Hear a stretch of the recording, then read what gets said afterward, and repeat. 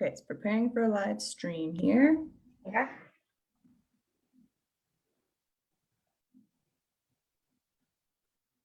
Okay, let's see. Hopefully this is, yeah. Okay, so I think we're live now. So it's like a little laggy. Let me make sure, I just want to check in with Emma, who's making sure we're logged on here, right? Yeah. And hopefully, I'm not sure if I've got permission to record this, but if not. No, you should be good. Okay. Yeah. I would like. Okay, I just wanna. Yeah, it's not gonna. Okay. Let's make sure. I'm gonna add a little. Okay. I think we can. I would like to get permission here. Okay. Welcome, Night Owls. So glad you could be here with Lauren and I tonight. I know Lauren just a little bit from Instagram, but we're both content editors, so I thought she would be a great person to have on for our discussion tonight. I just wanted to start by saying that Owl Hollow's book of the month is Platform Dwellers by Katerina Boudreau, so it's 99 cents. It's a dystopian. It explores what the world would be like. There was a plague on land and it killed everyone, so people had to move to ocean oil platforms, and so it kind of explores the civilization they created out there. And I worked with Katerina on it, and it's pretty awesome, so I highly recommend it. That sounds awesome. It sounds very Waterworld. I love that. Yeah, yes, yeah. Exactly. No, it was really cool. Yeah. Yeah, so that's the book of the month. It'll be on sale this whole month.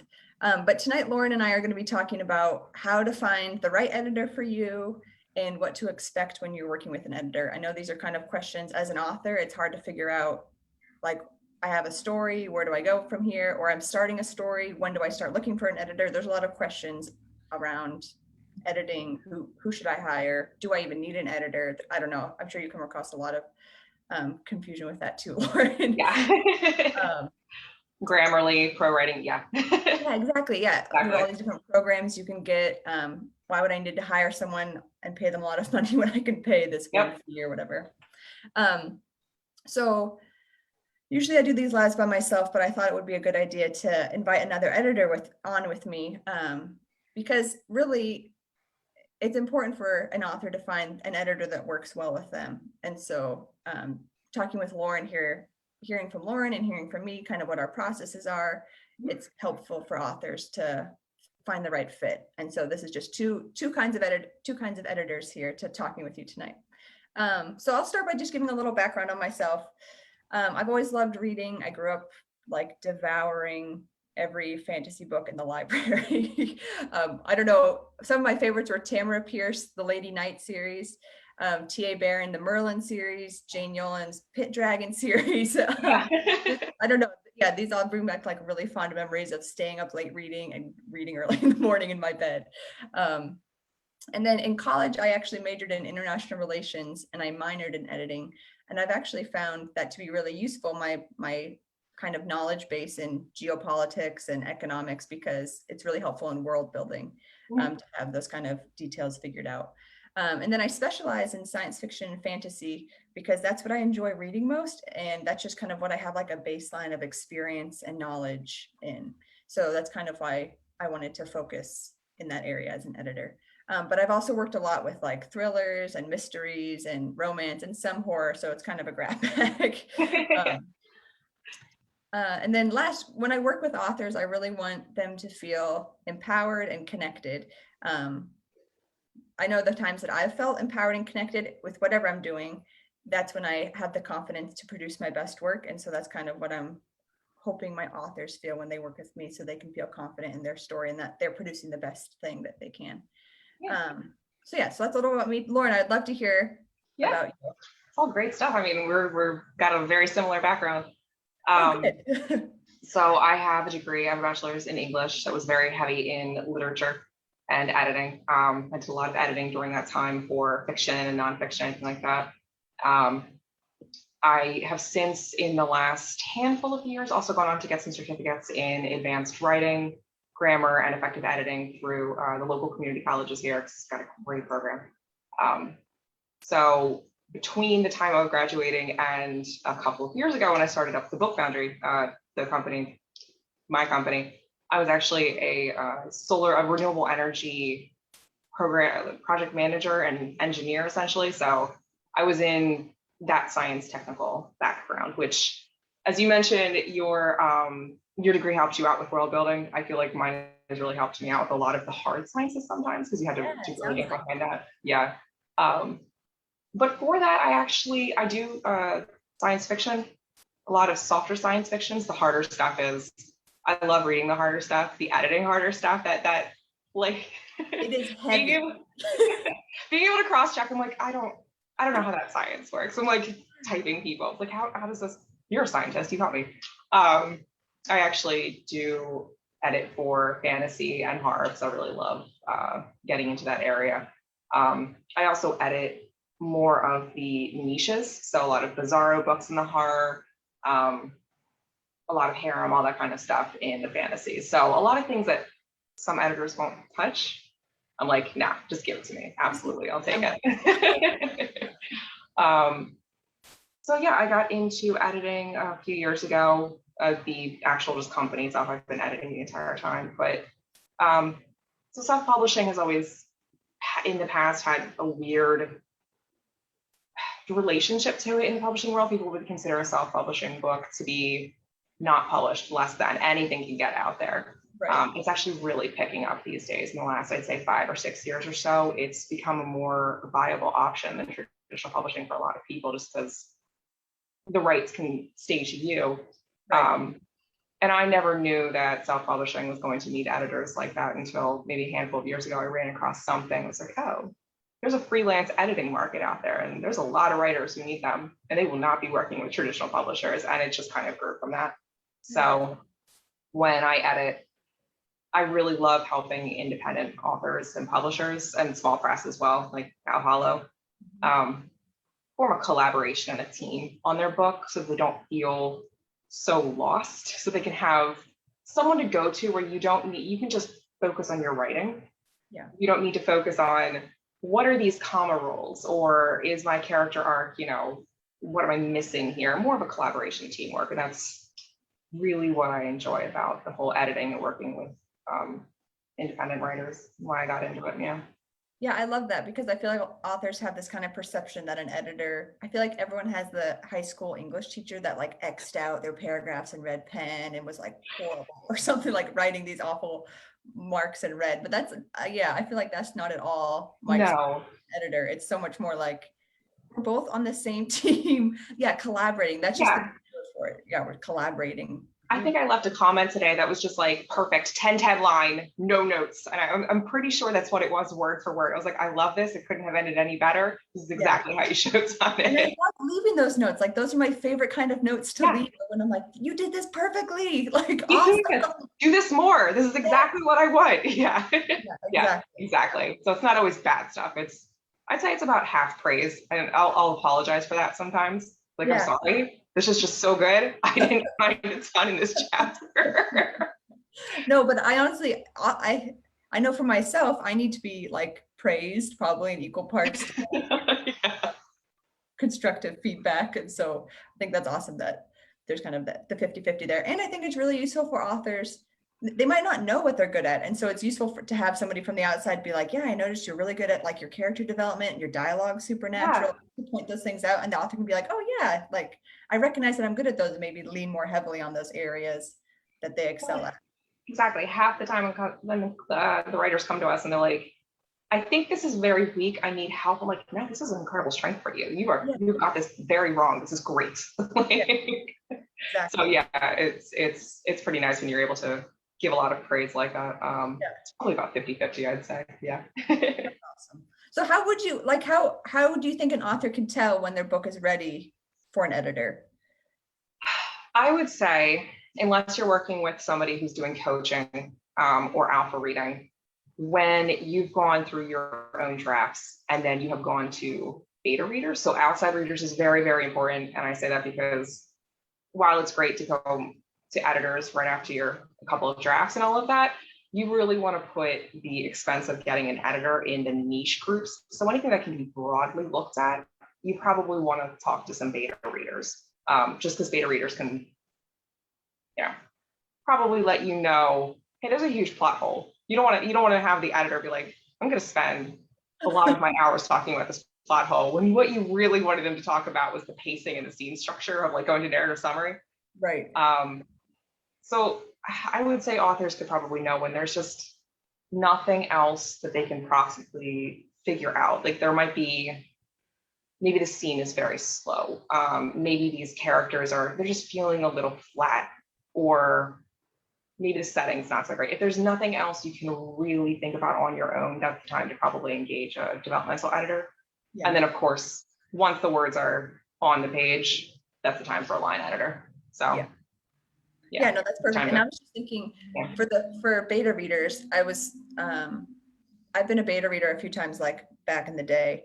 And it was really helpful for me when authors would send me like specific things they wanted me to focus on, or like maybe after I read it, send me a questionnaire of like specific questions of what I noticed. Because otherwise I'd be like, oh yeah, it was great. Or like it's hard for beta readers sometimes to know what kind of feedback you're looking for. So if there's an area, that you're like, does the plot make sense? Like, what did you notice that didn't make sense? And a lot of times readers, you're right, will pick up on plot holes and kind of the obvious things. But if you're looking for like a specific yet general kind of feedback, like how was the romance, or how was like those bigger overarching ideas, you can ask your beta readers about that. And so I've actually wondered this, do you know how to find beta readers, Lauren, or is that like, I'm sure you can just Google it, but I'm just wondering if you've heard of any like tried and true ways of finding good beta readers. So I really like Reddit's our beta readers. There's a huge community there. Facebook has some really fantastic groups that you can find. And generally what you want to do is just go onto Facebook and look for beta readers and then find the biggest membership group is usually the way I go. Okay. But those two places, if you just put out your ads of, you've got this urban fantasy cryptid con man thing, and then somebody's like, yes, that is my genre. I know exactly all these tropes. And what you really want to do then is like, try to be as explicit as possible as to the type of genre. Like fantasy is not going to work. You want to niche down because you really want somebody who's reading within your genre to pick that book up and let you know, hey, these aren't hitting these beats and these aren't hitting these points. You can send your book to your friends and your family. They're probably going to be very nice to you. Yeah, that's kind of what I'm like, looking for beta readers. It's not just like, sending it to people because those are exactly the people that be like, oh, that's great. Like, you did great. That's a nice book. I don't really read romance. I only read horror, but I mean, like, this is fine. No, you want a romance reader, and you want romance within your Regency historical genre, not your beach read sci-fi romance. I mean, like, you want somebody then. So I think Facebook and Reddit are where I found a lot of those so far. Yeah. You can probably expect to be a beta reader. It's kind of usually, I feel like in those communities, it's usually kind of like a give and take. Like somebody will offer to read yours, and then you might not read their book, but you should probably kind of pay it forward and read somebody else, like be a beta reader. Yeah. So that's part of I feel like is being a beta reader also. Okay, so that's, so the only other thing I was thinking about, sometimes authors can be perfectionists, and so it's hard to like allow themselves to say they're ready for an editor because they're like, oh, well, I know it's not perfect yet, or I know I could probably make it better. But I think like you were saying, if you've made it the best you can, if you find yourself reading it again and again, just looking for things that are wrong, or like moving chapters around or paragraphs around, being like, maybe it goes better here, maybe it goes better. It's like, no, at that point, you just want to like get somebody else to look at it. Yeah. Don't let perfect be the enemy of good or something like that. If you, exactly, you're at that point, probably not able to see the forest through the nitty gritty trees. Right. So once you're, like you said, you're moving around paragraphs 8 times and this word you're not sure about, you're like, no, send it to someone else, let someone else edit. That word's not even gonna like be in there anymore. That paragraph's gonna be gone. Yeah. So don't waste your time getting in the nitty gritties. Just as long as your story is solid, that's kind of what when you're ready. Okay, do you have any self-editing tips for authors? Oh, I love this question. I've got like bullet points, but they're probably the ones that everyone hears. I would say when you write the first draft, put it aside. And everyone always hears that.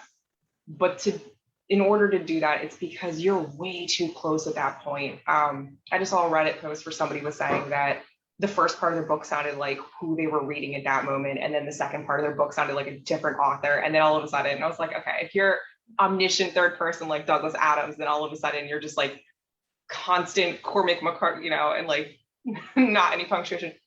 Put it away, read it as a whole, and then you're going to see exactly what works for you as far as voice and tone and anything like that. But you won't be able to see that while you're in the middle of it. Right. Let's see what else. Read it out loud. So that is that one. Even as an editor, I always am like reading things out loud. That is without fail. My second pass through is constantly out loud. Like I will not let it go through without one of those, because you'd be amazed. You think you're sitting in there line by line for weeks, and then you're like, oh no, I've got this. This is fine. And then I read it out loud, and I'm like, I don't even know how. How this breath turned into a breathe. You'd be all those homophones terrible. Yes, and it's just because our brains just look over them, and it's so reading out loud is the best way to catch that stuff for sure. Yep. And then I think the last one would just be to take a look at all of the really embarrassing words. Just hit a Control F and look for the with THEE or widow instead of window. I've got that a lot. And embarrassingly, pubic. That's a frightening. Look for that one. Yes. You'd be surprised how often I happen to find these in manuscripts. You wouldn't think public would come up that often, but it does. That's the first thing I grab, and it's usually half of my manuscripts will have something like that. Yeah, so you want to look up the ones that could be embarrassing for you. Yes, I would love to see an Instagram post from you with like most common like word mishap. So on Facebook Live, so I'm being recording right now on this with whomever is watching me right now. I edit RPG manuals with dice, and I also edit harem. And there's one letter difference, and I have to be very, very careful within those manuscripts. And I'm gonna probably put an Instagram post up about that one day. Be like, hey, if you edit these two things, just be careful with that letter. For the small niche that edits both of those. Very careful with this. Me and like two other editors out there be like, yes, I got you. No, that's so funny. What are yours? I would say I think the biggest thing, first of all, is just to finish the draft. Like I think it's really easy to get bogged down, and that's not even necessarily a bad thing, but just keep writing and finish it. Then, put it away. Like it's not the hardest. I feel like a lot of times one of the harder parts. Lots of things about the publishing and writing journeys are really hard, but often what feels the hardest in the moment is finishing the draft. But there's a lot to be said. Once you finish it and can put it away, that's like a big accomplishment. And so just finishing it would be a great start. Wouldn't we all like to do that? Yes. I was actually going to talk. I feel like getting beta readers is helpful for self-editing, obviously, like we've talked a lot about. I also did a Facebook Live about creating a style sheet, which is this would be not after your first draft, but maybe after your second, where it kind of allows you to look at your story a little more analytically by just kind of copying and pasting. Like you have a list of your characters and you copy and paste kind of their descriptions and their personality traits that you've identified in your book. And that way you can kind of see what's in the story and how that's different than what you thought that character was like. So so that way, because a lot of times you've thought so much about these characters and this plot and this setting, but it doesn't always make it to the page. And so in order to see what's on the page, you can just copy and paste into a style sheet, kind of these categories, like your world building. Anyways, there's a whole bunch of categories. I did a Facebook Live on it that has all style sheets have saved so many projects. I love style sheets. I want them for everything, as many resources as possible. Collect it all. Google Drive it, send it over. Editors, keeping everything consistent. But I feel like there can be useful for authors too, to kind of like take a step back and be like, oh, this is what's actually on the page versus what's in my head and what I thought. So that was kind of another tip there. Okay, let's talk about, so how would you recommend an author finding the right editor for them? I feel like this is hard. This is a harder one because where do you really start with that? I mean, if you have writing communities that you're involved in as a writer, asking people, okay, obviously referrals is going to be the name of the game for most editors. If you're starting out and you're by yourself, where do you go? At that point, you have there are some platforms, platforms like Fiverr and Upwork. Readsy is one of them, and I hear that a whole bunch. And Readsy, I know particularly, is difficult to get into as an editor. They have a very exacting process for being accepted into that. Usually you have to work with a lot of traditional publishers. So if you've only worked with an independent aspect, Reads is probably a little too out there. But if you don't want to go on a platform, unfortunately, I've been trying to get on, but I'm like, well, I don't have any big five, traditional publisher names. So if you're trying to find a freelance editor or anything like that, you're not going to go with traditional publishing. So I'm imagining this is for independent publishers, because if you work with traditional, they have your editor for you. You don't get to choose that. I'm on Reddit a lot. So there's Hire an Editor, and that's a subreddit where we put up ads. There are places on Facebook where you can post once a week or anything like that, or usually somebody will ask, is anybody looking for an editor, that kind of a thing. Yeah, I'm part of like a science fiction and fantasy authors Facebook group. So I think it's good for authors to join those, and they can kind of see, they can ask for editor recommendations. Exactly. And you're going to get a lot of offers. So once you do get a lot of offers, what you really want to do is get samples from those editors, because the way for you to find an editor for you specifically, like once you can identify a whole bunch of names and you take a look at them, make sure they have an online presence, say a website or portfolio, hopefully published links to Amazon or Goodreads that you could see, like, this is maybe their first page or something like that. And they look like a legitimate, small business owner. They're a person.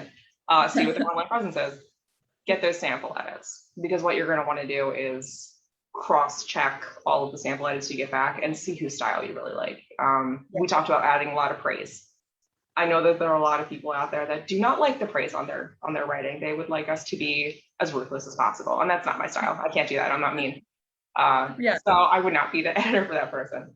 Something like that. Do you want a heavy hand on this? Do you want a light hand on something? So those are pretty much where I would go with that. I think the sample edit is by far the most important. How much would you do a sample? Like, how many words of a sample edit do you usually do? I do around 1,000. If I'm doing a developmental edit, I like to do a full chapter, because 1,000 words of developmental is not going to tell me anything.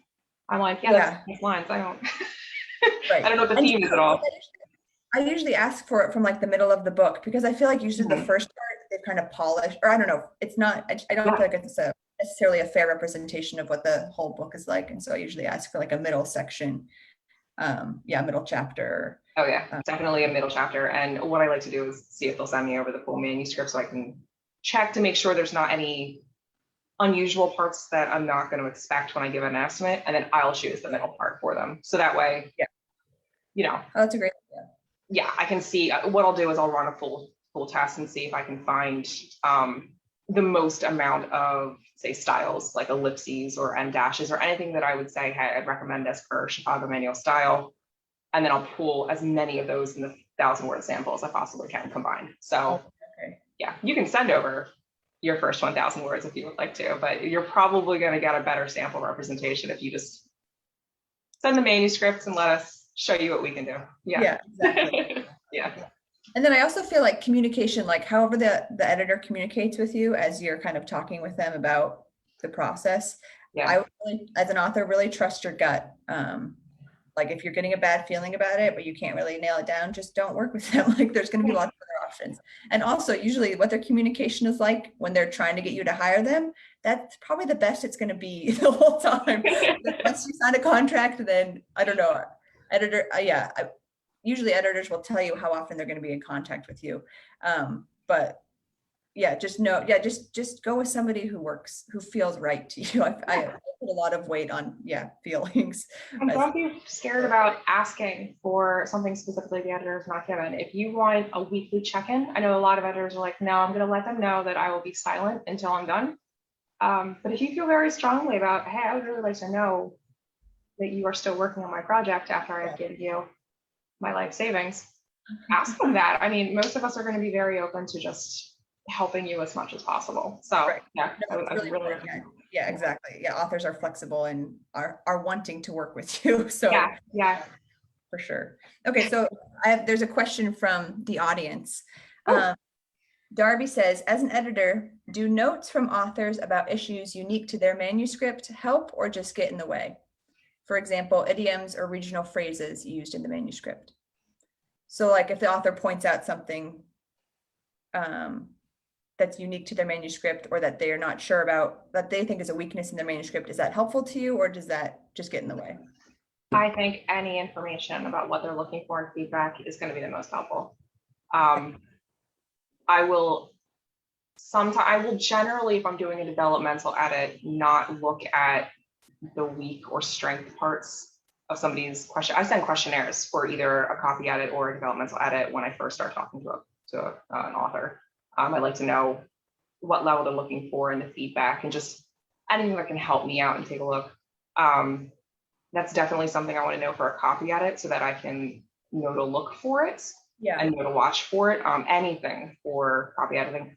But for developmental, yeah, definitely, because I'm going to want to take a look once I'm done reading my own read through with my own notes, see if they match up, and then see, once my second read through goes through, take a look at their feedback, their concerns, anything beta readers have said, and be like, all right, now we can identify where exactly you might be feeling that down. And that's exactly what I said, or all right, that's a good point.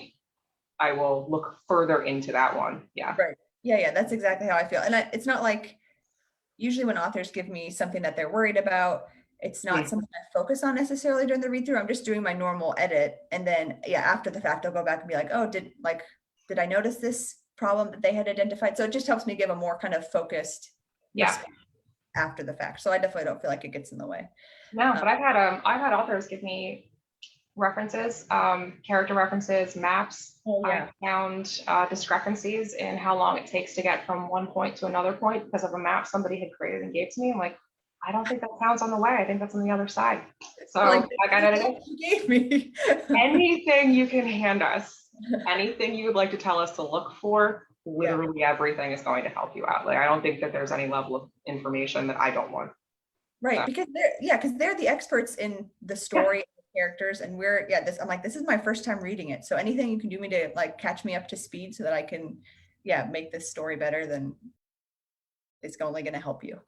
When you start looking for editors, let them know exactly what the genre is and what you're looking for. I mean, just hearing I have a science fiction book, I'm like, that's great, but I'm flying blind, so like I don't know. I guess I can go into it and just start copy editing it, but it would be really great to know what your themes are or what the plot is about, so I know in advance this language might not be working exactly for your type of genre. Say if you're doing YA, like knowing who your audience is huge. How you're exactly.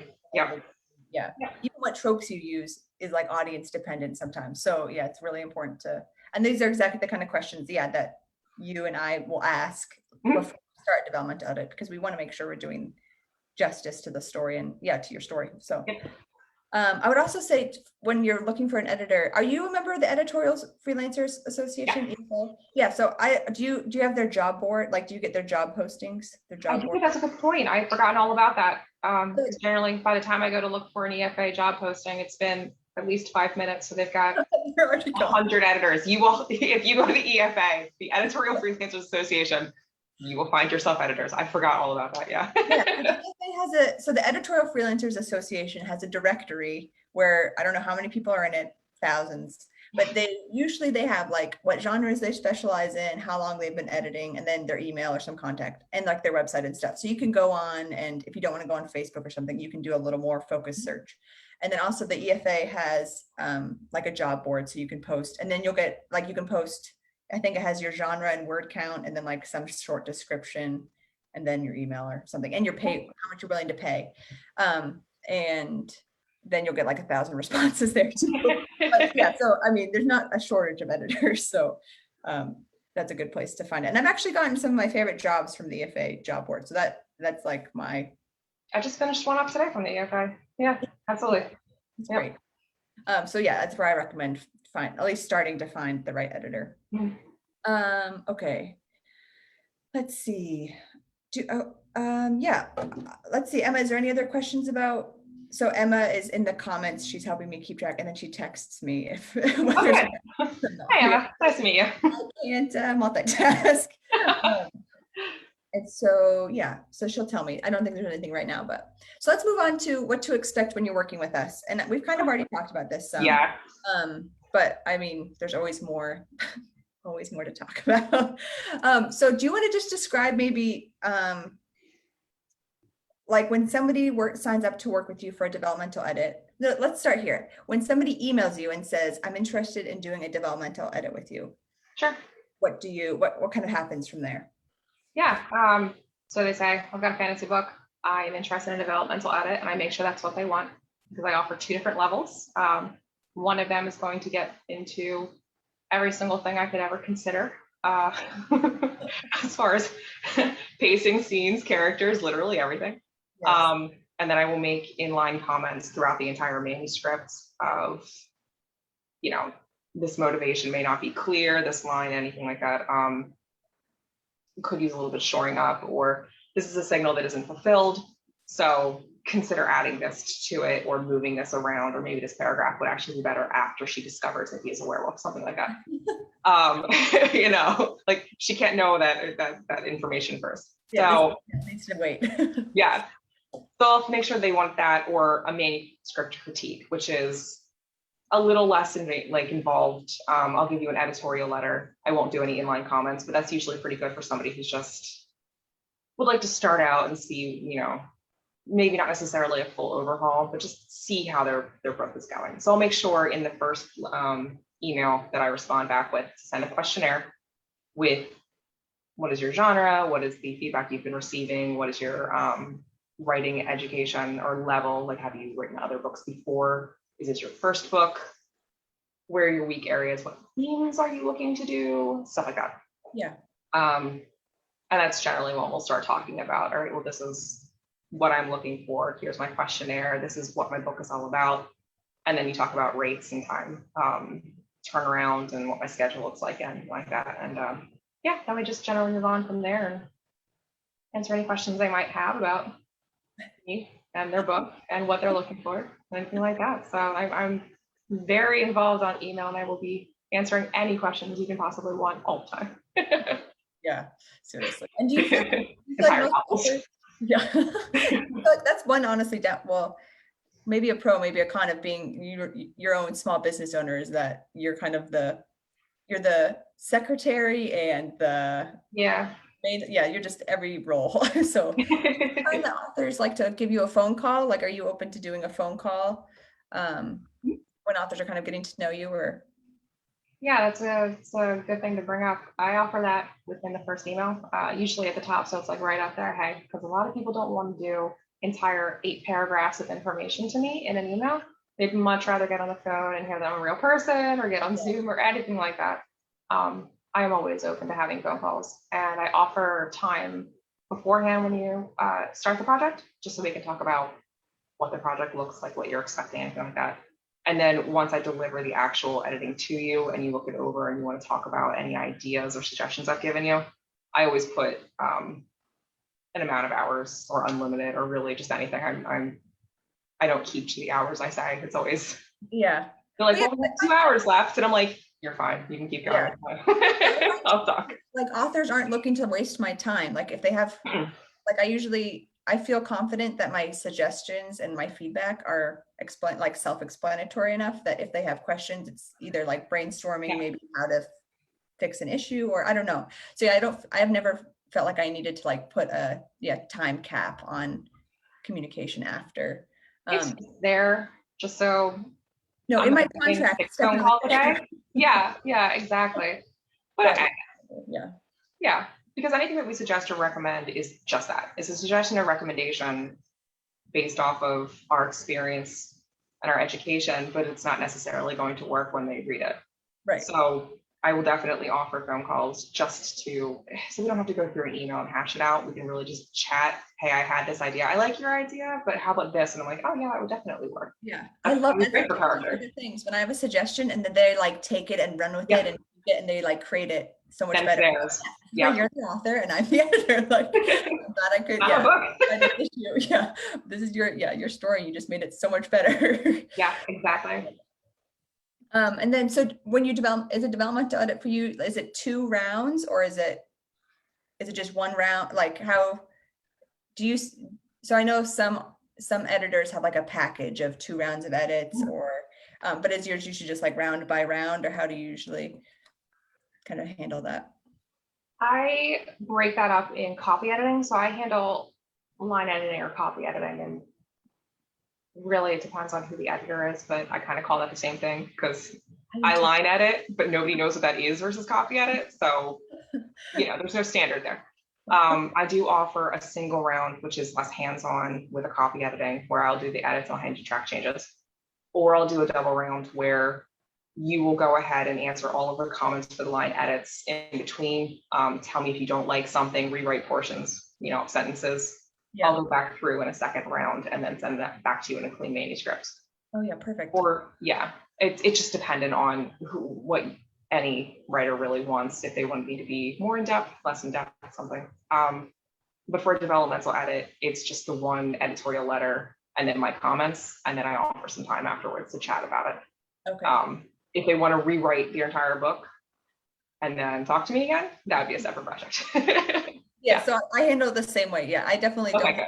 I don't usually have like packages or anything. I'm like, yeah, this is kind of, and I don't know how you charge. I charge by the hour. And so I'll give them like an estimate up front based on the sample and kind of, my manuscript evaluation.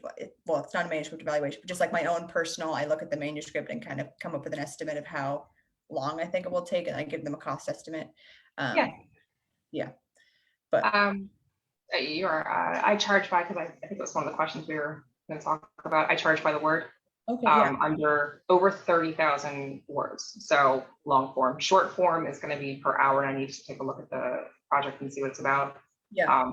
But if it's a regular novel length, it'll be per word. I like the hourly, and I know it's going to be very difficult for writers, anybody who's watching this, to know, the pricing or what editors will charge, because it's all different for all of us. Yeah. Hourly is incredibly common. So most of the people that we talk to on Instagram and Facebook and in our groups will do hourly, which is what I would probably prefer. Most of my clients and my writers come from Reddit, and Reddit is very word-based count. So the word count of anything and per word rates are really dollar per 1,000 words. So that's kind of where I'm at this point. So yeah, well, I know a lot of people, like a lot of the publishers I work for will pay by the word. Yeah, publishers will. Yeah. So it's just a personal preference thing. But yeah. Okay, was there anything? I think you got into what it looks like when somebody contacts you, unless you've gone into other videos about that. No, I haven't. No, it's just, I mean, it's really similar to you. I really like to get to know the author. I think it's really important that just the author and the editor like feel like they can talk openly with each other, and that, I don't know, just having that kind of connection I think is important, because as an editor, I'm really getting into the author's head and their voice. And so I want them to be able to trust that I'm not going to betray that confidence, because I feel like it is really hard for authors to hand over their baby, their book baby. If you're on for 7 years and all of a sudden first eyes on it, I'm like, this is, we can work this together. It's okay. And I'm like, I don't want anyone to see this. I have so many whips right now that I don't want anybody else to see. No, thank you. But that's probably like my biggest focus when I'm talking with authors, is just getting to know them. And also, I mean, as an editor who has limited time, because I also have a daughter that I'm working with, so I'm only working like 10 or 15 hours a week. I want to make sure the author is a good fit for me too. And so like sometimes it might be a time in my life where I can't be the editor for an author who needs a lot of hand-holding and explanation, so it just kind of depends. So it's really important for me to get to know the author, so that I know that we'll be a good team. It goes both ways. That's a great point. You'll know right away if somebody's going to require a little bit, maybe talk to some more beta readers, or critique circles first before we engage, because I mean, we're not the least expensive portion of self-publishing. So you really don't want to hand us your first draft. It will not be good for you. It will not be lucrative to your self-publishing pathway. So hand it to me right now. Yeah. yeah. Okay, so there's some questions coming in here. So this is from Kathy. How long does it usually take each of you to complete an intensive manuscript edit? Sure. Would you like to go first? Sure. So let's think. It really depends on, so let's say it's like a 90,000 word, well, let's say 100,000 word fantasy, because that's pretty standard. Yeah. That's going to take me like at least 30 hours. Okay. If it's somebody has not been accepted by a publisher. So if it's somebody who's looking to get published or who's self-publishing, it's probably going to take me, around 30 hours to do an intensive developmental edit. So you only do developmental edits? So I also do copy editing, but I also do copy editing, and I used to do proofreading. I don't really anymore, but I usually just do those for publishers. So I do copy editing for self-publishing authors. Oh, you don't? Okay, because I was trying to figure, I was like, 30 hours for copy editing. Like, that's a very quick copy editing. Like, I can't do that. Yeah, I'd say the developmental is the same amount of hours for that, about 30 or so, because it's less of a that's less of a per word situation where you know your rate specifically. You're just reading it through a few times and taking intensive notes, and you're writing up an editorial letter and then writing it out. So 30 hours is probably good. Yeah. For developmental edit, I'd say on a week turnarounds for 100,000 words. I like to ask for 4 weeks just because I read it a bunch of times and then I go really intensely into the notes, and it's not right away. I've got to sit there for a couple of days and really think about stuff. I can generally turn it around a lot faster than the 4 weeks. So it's like a overpromise on like say 4 weeks. You ask for this amount of time, but so it's just exactly. Not like going over. It's much better to turn it in early. Yeah, exactly. It's exactly it. Yeah, and I'd say another probably 3 weeks or so for copy editing or intensive line editing. Really depends on how in depth they want to go. 3 to 4 weeks, but that seems to be more of a standard for a lot of editors. 3 to 4 weeks, like that large. Yeah. Yeah, it definitely takes me. 4 weeks is what I tell authors too for when I'm doing a developmental edit. And it definitely doesn't always take that long, but I like to have that flexibility in case something comes up. Yeah, because we're not editing on one manuscript every single line for 8 hours a day. That would kill us. So you're probably only capable of doing 4 to 5 hours with like really intensive. Yeah, and I think a lot of writers will be surprised by how long things take. And you're like, this is not 30 hours in 1 week, I promise you. This is probably only like 20, if that, just because you really need to focus down, and it takes a whole lot to be able to read through and consider these notes. So even when I was working, like even before my daughter was born and I was working full time, I only was editing 25 hours a week. Otherwise, and even that sometimes made me so brain dead. Small business administration things. Sometimes we have a couple. I'll do a copy edit and a developmental edit at the same time, generally because we're entirely 2 different projects. So that's okay. But I'll do one in the morning and one in the afternoon, but I'm definitely not capable of doing more than intensively 6 hours. And that's only if it is an emergency. If you need a rush fee, I'll give you 6 hours. I might go a little bit over that, but I mean, it's going to suffer. You don't want somebody to be that quick. Exactly. You definitely pay. Just thinking about those long nights. Weekends, the nights, and you're like, that tired. You're like, I think that's where our comma goes. At this point now, I don't know. That's tomorrow's problem. Exactly. These are just some comments. Darby says, Olivia is amazing about responding to emails. Darby is one of my authors I work with. And then Elise says, it's definitely a vulnerable situation to let someone else edit your book. And I never want to make an author feel like I'm handling their book lightly, because it's such an investment of love and time and everything else that, you're really opening yourself up when you're handing your manuscript over to somebody else. And it's a scary process. You've never met them. I've had a lot of comments and questions on how do I know you're not going to steal my work? How do you reassure authors about that? I have clauses in my contract that say I'm not going to share your work with anybody else, no matter what.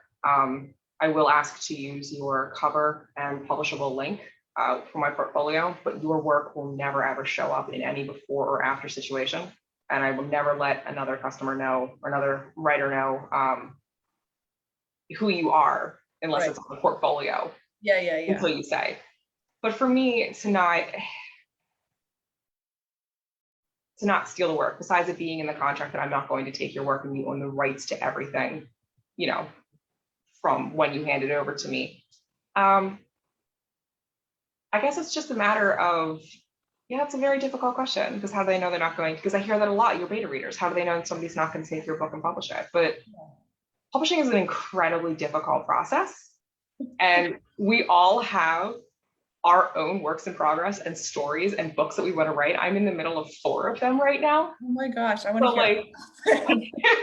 So like, I'm sitting here going, I couldn't even fathom taking somebody else's words and wanting to work with it and then move on with that. I'm like, I've got my own stuff that I am just not working with. I just feel like everyone's voice is so different. It would feel like almost painful to take someone else's story and then make it in my own voice or something. Like, I don't know. It's just, there's obviously like the tropes or the different characters that kind of show up again and again, but that's what makes it fun, is that every author's distinct voice makes it a new story. And so even if you do take somebody else's story, it's going to become a totally different thing, I feel like, in a new author's hands. And I'm not saying people take each other's stories, and I'm not saying I will do never that. heard it happen once. I've never heard of that happening. I just don't.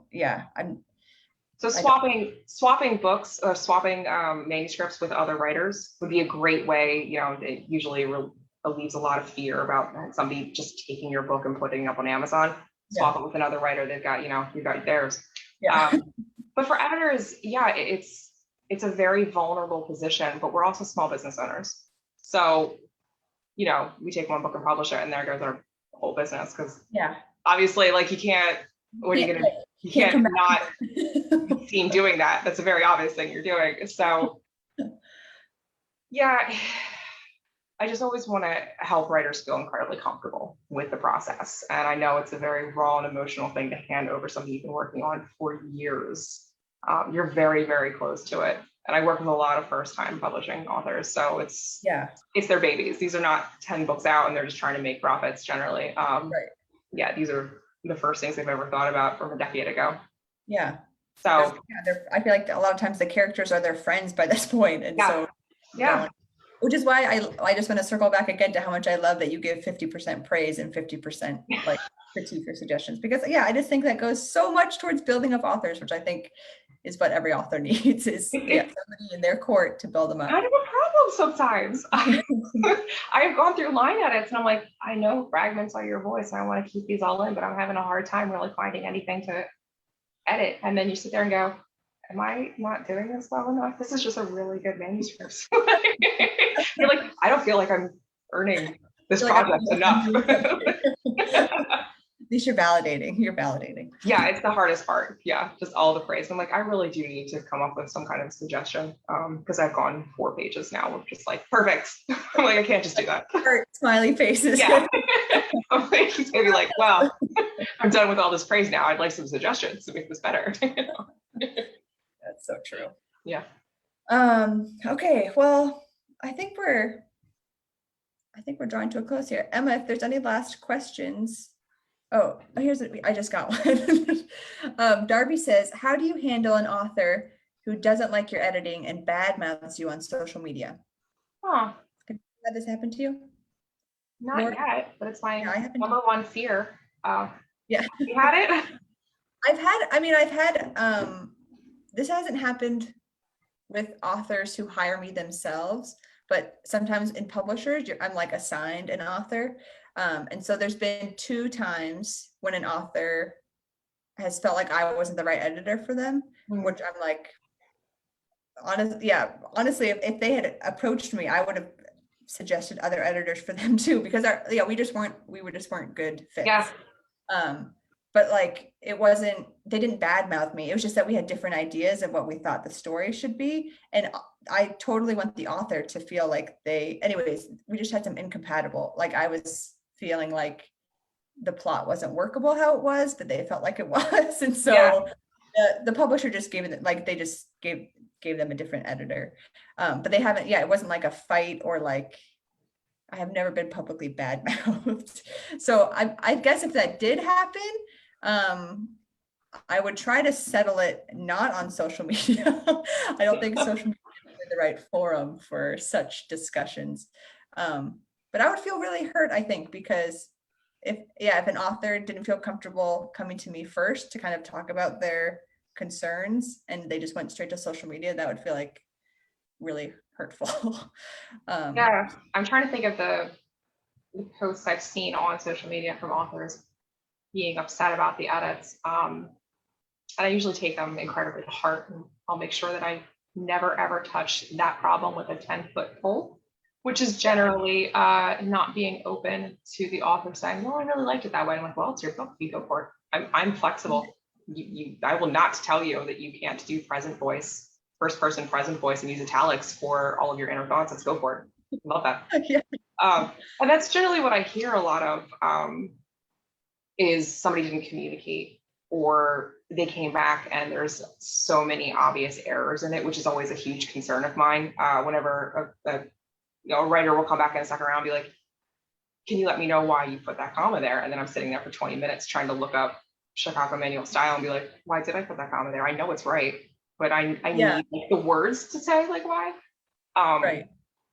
For somebody because so much what we do is inherent, like it's just an inherent sense that we've developed. And so sometimes it can be like, every time I make a change, I'm not going to be putting a comment explaining why I made that change. Like hopefully it's obvious from the change why it needed to be changed.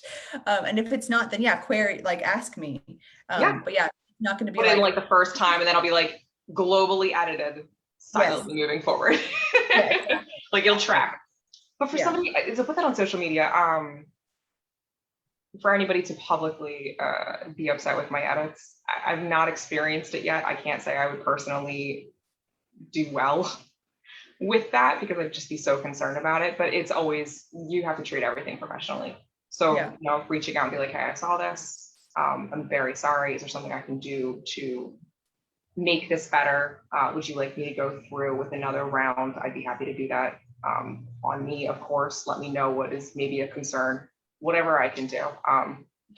Something like that, really. Just trying to make sure that they're happy with the product at the end, really. Yeah. So. I'm trying to think if I would be that nice, because I feel like I would be like, and you're trying to get free work. I've never had it, so I wouldn't know. Exactly. Like the one time I had it, there's just one time that I'm thinking of where an author was like really unhappy with my edits. This was for a weird nonfiction book. This was like, I don't know, 5 years ago or more. But it was because like we had worked on a bunch of books before together. And so we were kind of like friends, and I probably didn't treat it professionally enough when I sent back the edit. And so I didn't explain things fully enough.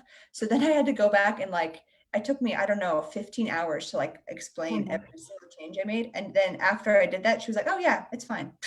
And I was like, so like, I didn't change any of my edits. I just explained my edits in a different way. And that made it all better. And so, I feel like I would have to, I wouldn't just out of hand be like, oh, I'll do anything to make this right. Just because I do want to make it right, but I also want to be fair to my own self and my own time. And I do have confidence, my own experience. My own expertise. So I guess, this is definitely a case by case. Yeah, it definitely is. That's a gut punch reaction of me being like, I will just go through it again. I'm like, no, I probably have to check myself. I'm like, why, or what is the concern first? Yeah, exactly. Is there a different way we can maybe like figure out why you're upset with the edits? Something like that. Yeah.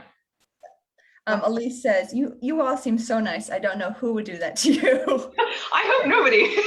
Yeah, right. I'm like, that would be a low point in my career if somebody bashes me on social media because of my I'm not gonna say I haven't had nightmares about it. Yeah. Really, please don't do that to me. Just contact me. I might have nightmares about like my computer dying mid-edit, but I haven't. I haven't had nightmares about about an author bashing me. That's I don't even want to think about that. Thank you, Elise. You seem nice too. I know this is gonna bother me. On a happier note, yes, just know that for the authors watching, for everyone watching, authors and editors are a team. We collaborate together. We want what's best for you and your story. Like the more successful you are, the more we're successful too. So it's like, yeah, we're on the same team. Oh yeah, we are doing this because we are super nerds about books. And I mean, I personally have had working with books as my dream job since I think I was 6. And I did not know, I was like, well, I guess it's publishing, but I live in Delaware, so I'm not living in New York, so I'm never going to be able to do that. And then I discovered freelance copy editing. It's like, oh, okay, this is a whole new ballgame. But so Here we go. Yeah. No, I used to think, I was like, what's a job where I can read books and get paid for it? And I was like, book critic? And then I was like, no, editing. Like that's what I discovered, yeah, in college. And all of a sudden there's an open market of self-publishing. But yeah, we are in this because I mean, this is one bookcase of 8 in my house. So I love it. We're not casual about our books and our words. Yeah, they really are life. Yeah. Every single time a book goes up on publishing on Amazon or Goodreads, and I know that I've worked on it, it's probably the most fulfilling thing I've ever experienced in my life. I got a physical copy of one of them. An author sent it to me, and it's my most like treasured possession right now. Yeah. It's like, so you want to stroke it. It's just like, so yeah, it's powerful. Yeah. Well, Lauren, it was really nice talking to you. I really appreciate that you well. agreed to talk with me on such a, I literally just like randomly Instagram messaged and she was like, yeah, I'll do this with you. And I was like, oh my gosh. Yeah, this is a lot of fun. Yep. You want to tell our viewers where they can find you or how they can get connected with you? Yeah, so I'm Lauren Donovan and I'm at the Book Foundry, and you can find me at bookfoundryediting.com. I'm also on Instagram at the Book Foundry. I think it's the Book Foundry, I'm pretty sure. So yeah, feel free to reach out. Thank you so much. Yeah, we're so glad you guys, all of our viewers were here, our night owls. We really appreciate you being here and your questions. And if you have any other questions, drop them in the comments. And we'll see you next week. Bye. Yeah, thank you so much. Bye. Thanks.